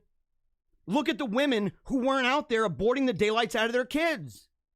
Look at the women who were faithful to their men. Look at the men who were faithful to their women. Look at the men who provided for their women. And look, people can get mad at me and say, Jeremiah, why are you doing this and talking? You're going to burn people. You got lots of ladies tuning in. And I say, I think in part because they know that they're in a world that's all effed up. And I think a lot of them are trying their best right now to do anything at their disposal, anything at all, great and small, to try to make a change. And say, we need to escape to go back. And you want to know what? People say, well, why even bring that up with them? And I say, because I'm even harder toward the guys. I'm even harder toward the men. You know how many have walked away from their family? You know how many of them aren't putting themselves on the line every day? Do you know how many of them aren't spending time with their children and raising them with the fear of the Lord? You know how many of them are doing that? You know how many of them would rather sit around and watch football and drink beer and eat a bunch of nachos and McDonald's or Taco Bell than to actually get on their knees and pray for their family? Do you know? Look at the divorce rate.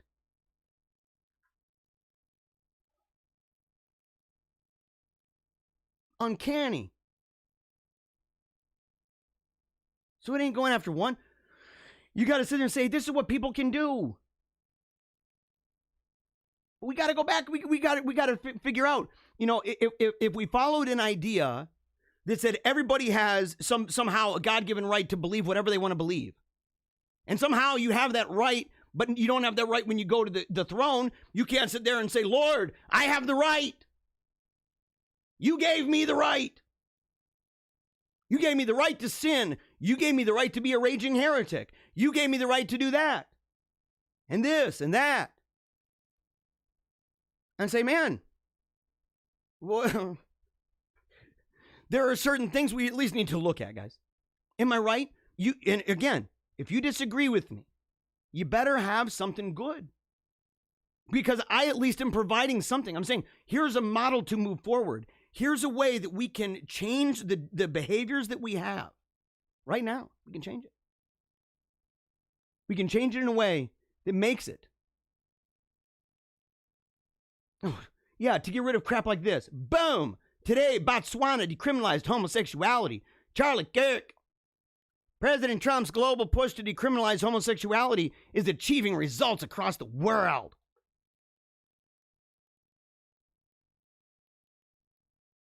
I want to leave you on this. Well, because, let me say this.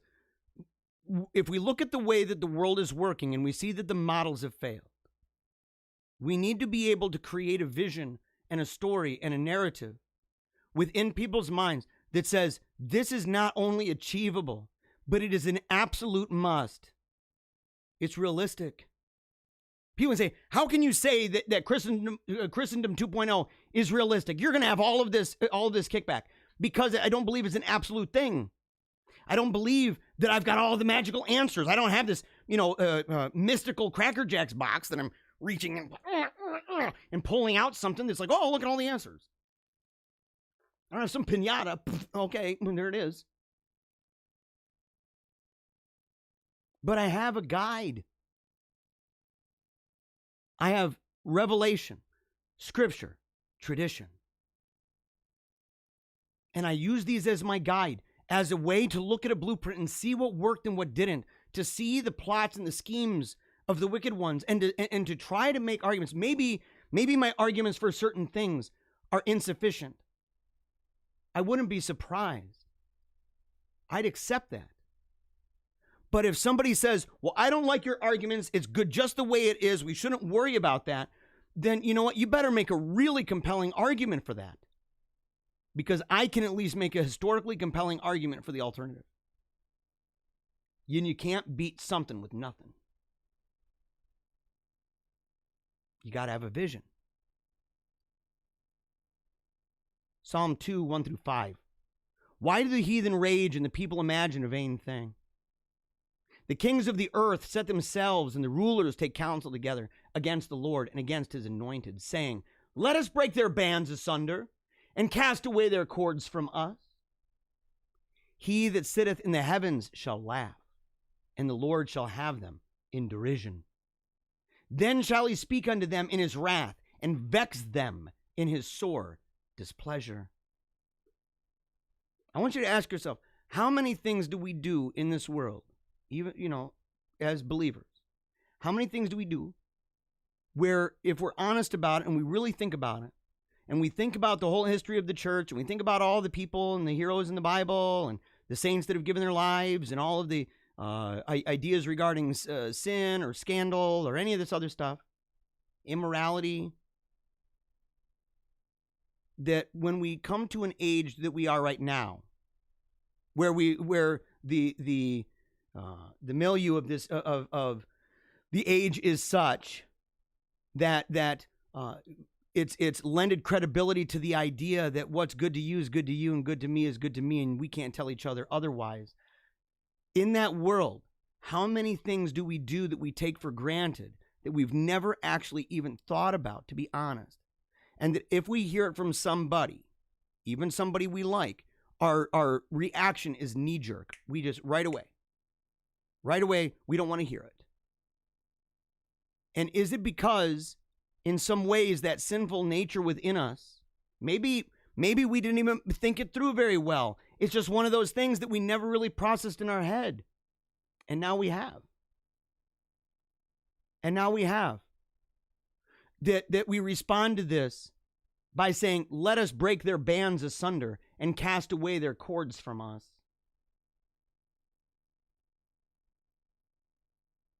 Tradition's tough, isn't it? Rules. Those are tough. It's a lot easier, isn't it, when you can just say, well, it's my conscience and it's my personal interpretation. It's all I got to do. And that's not responsible for any of the bad. If everybody just did the same thing, somehow magically, they'd come up with my idea. They'd have to explain, of course, why that, has never happened.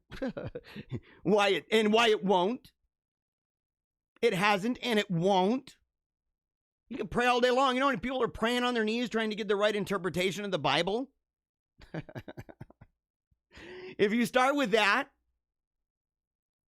is it possible that even that idea of a church with authority, even that idea is a band that you have wanted to cast asunder or cast those cords away? Isn't it possible?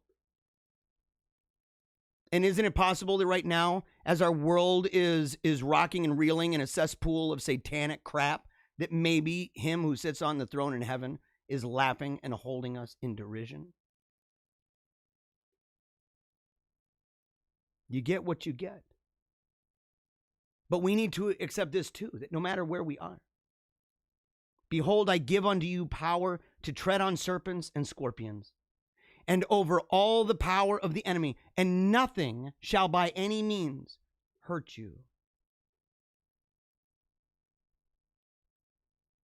God's for us. Are you old enough? I didn't vote. God's for us. Who can be against us, man? You know what I'm saying? I'll save a lot.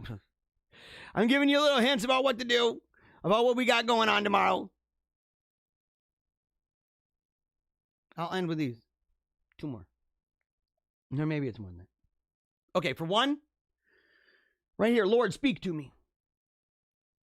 Lord, speak to me. And he answered, it's been there all along. The tools are at our disposal.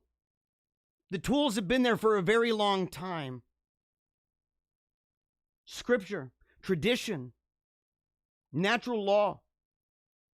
We can look at these things. We can look at these things and we can glean from them and know what we ought to do. To look at history. Look at how many tools God has provided us in this moment. Look at how many. And how many do we use? I think part of it, I showed this yesterday, since we're in a spiritual war, your connection to the divine is your greatest weapon. Totally true. It's the greatest weapon. And it's why we can look at those freaks over the John Brennans of the world, and the Comeys of the world, and the McConnells of the world. Why we can look at those sick freaks and say, your time has come. Our time has come. And this expands on the idea that I said recently. We've been crying out to God for how long? Please, somebody come. Please, somebody help us. And all this time, we are the ones that we've been waiting for. And why? Because Christ made us for moments like this. Christ gave us those gifts and those talents, that diversity of gifts and talents that create a body that move mightily in this world, subjecting every single thought and every single imagination to the ground, casting it down, subjecting all of those things to the authority of Christ the King. And that baffles the world. They don't understand that. They don't understand that. They're confused. You serve a king that isn't here. You serve a king, he's dead. They're pulling a Ben Shapiro. Your king is dead. We need someone like Biden. Your king is dead. We need somebody like Trump. Our king is not dead. And we will not put our trust in chariots and horsemen. They play a role. Each one, God raises them up. In fact, if we're honest about it, the circumstances of this may be cheating, may be terrible. But God caused Pharaoh to rise up. God caused Nebuchadnezzar to rise up. It was a lashing, wasn't it? It was a lashing. We are going to endure such terrible things, but we have to trust. We have to trust. Number one, God knows the end from the beginning to the end. He knows every in and about and all about. Okay? And there's victory. It ends in victory. And we're part of that. And more than that even the stuff that we go through right now, number one, that through the blood of the martyrs, including ourselves, that saints will arise. That transformational leaders will arise from the efforts that we put forward today that we may never be given credit for. We may never be recognized for, but God knows. And that's all that really matters. God knows. Those in our lives that he's placed there, they know. And that no matter how hard it gets, that we are able to never give up and keep on smiling. because we do remember that we're going to die, that everything's going to die.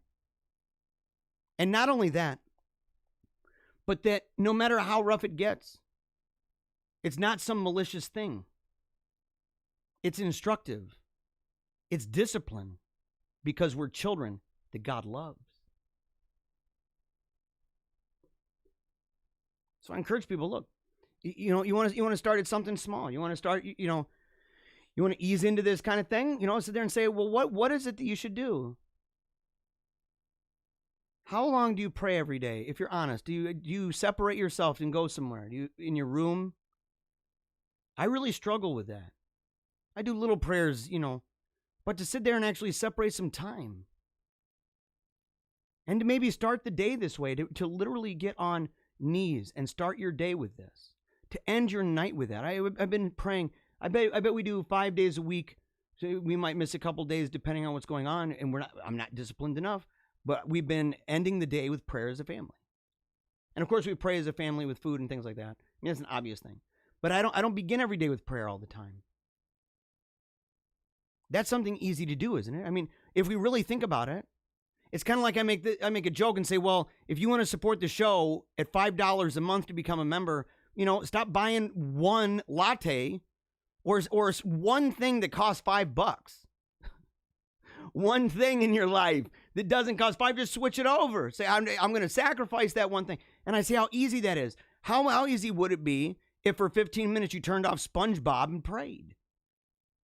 Or that you got up and before you checked your phone, you got on your knees and gave God even 5 minutes of a morning prayer to commit your day. I mean, is it really hard? It's hard, but in what way? Discipline. We get what we deserve. We're judged for what we did and did not do.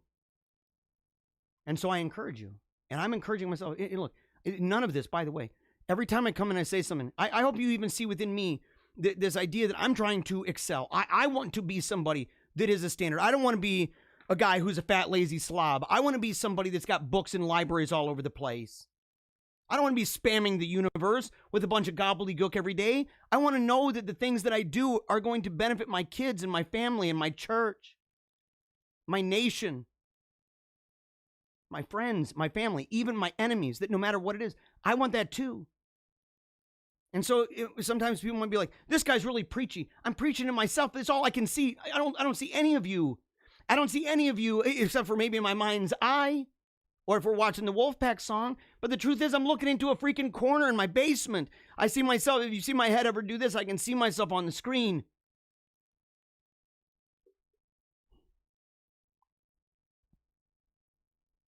I see myself on the screen. And so I look at it. I look at it and I say, I need to make a change. I need to make a difference. These truths apply to me. And maybe especially because I'm one of those people actually putting myself out there. I don't want to be a swaggart. I don't want to be an MLK. But that's going to demand stuff. If someone's given more, they're going to be responsible for that. It's a daunting thing. I had to discern for a long time. I had to think about it for over a year of silence. No social media, no blogs, no interviews, no nothing. No nothing. For a year. Go to church as often as you can, Jeremiah. Take the sacraments as often as you can. 16 months of my life. In 1 year, I went to church probably over 320 times in a year. It's a daunting thing. I know. And I'm not great at it either. I need people like you. I need the Wolfpack. I need you over on Telegram talking with me on the regular. Reaching out to me. I don't know about Facebook. I might be getting rid of that. I'm so sorry to say. I might just say, screw it all. I'm out. But the thing is that you got to reach out. You got to connect with us. Because I need you. We're a pack. We are a wolf pack. That's how we make it through. That's how we advance. And so look, pray. How about we do one a day? How about we begin to implement something? And because there's going to be things to do with food, maybe even fasting, to say 1 day a week. 1 day a week, even if it's just at first fasting for a meal and saying, I'm going to skip a meal and not replace it, or you're going to begin to move to a place where you say, I don't want to eat after 6 o'clock at night, unless, your work schedule or whatever makes that the case. But to make that an idea that you embrace over time. But if we begin with anything, or that you exercise for 15 minutes a day, or do some push-ups, even at your house, or some sit-ups if you can. If you can't, do something that you can. Go outside and walk. If you can't do that, do some breathing. If you can't do that, I'll look into more ideas for you. Okay? We got to do this together. We have to do this together to be better, to do what we ought to do in this world with ourselves, with the institutions that we're part of, the family, the church, the state, you name it, our businesses, our bodies, the temple that God gave us, to do better. And if we're going to start somewhere, how about this? 15 minutes of just being quiet and praying and not talking the whole time. It might be easy, if, do an Our Father, if, a Hail Mary. I do Hail Marys. I do the Our Father every day. So to sit there and to pray these prayers to the Michael prayer, Michael the Archangel, to sit there and to say, look, to cry out to God, to ask the saints and the angels for help, to recognize our sins and stuff like that, and to do an act of contrition. Just confess your sins. Just confess that maybe you don't even know what you're doing. Maybe you think I'm a lunatic, but at least I'm pointing you in the right direction. Say, I think Jeremiah's way off on this or that or this or that. But you know what? He's showed me that I don't have to accept the status quo, that there's hope for the future, and that I'm a valuable part of it, that it's a big vision, but that God is at the core. And we're more than conquerors in the great and in the small. And I'm grateful. And I'm grateful, of course, for each of you. I love you guys. I love the show. And sometimes, look, people are like, you didn't talk too much about politics today. And I'm like, because that's not what everything is about. That ain't what my political model is about. I can sure as heck tell you that. It's a part of it. But at the center is Christ the King. Go to paleocratdiaries.com to learn more about the show. We're going to have stuff up over the weekend. It'll be all available. Okay? And we're going to post, like I told Bethany, we're going to post the video, the other 40 minutes of comments. Okay? And we're going to catch up. We're always going to keep people up to date with that. But also go to Telegram. You got to go to Telegram. It's where I'm going to post. Facebook, screw them. Zuckerberg, you're a goon. I'm going to be part of your demise, buddy.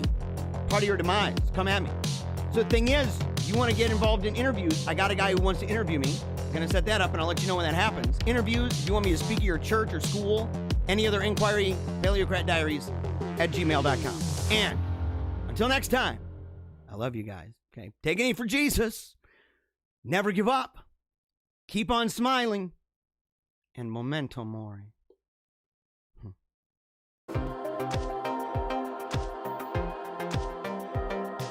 If I don't talk into microphones, I don't make that mad cash. Making all that money. Making that mad loot, right? Mind control.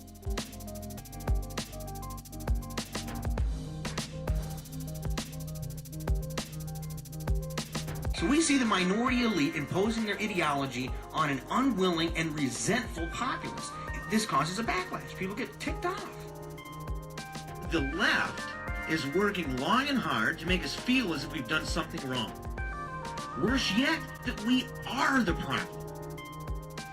Don't let people just rip on your heritage. Don't let people just rip on your traditions. Don't let people rip on your heroes. Stand up for what you believe, what made you who you are. So unless this disenfranchised majority begins standing up for what they believe in their heart of hearts to be true, I think we'd be left with nothing more than a dirge, and maybe a funeral procession.